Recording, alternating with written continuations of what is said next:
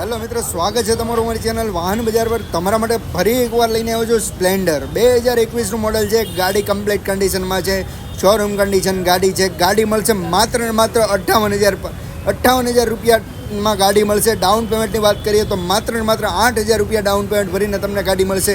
તો આજે જ આવો વાહન બજાર પર. આવી બીજી ગાડી જોવા માટે યુટ્યુબ ચેનલને સબસ્ક્રાઈબ કરીને રાખો અને વિડીયોને શેર કરો, જેથી નવા અપડેટ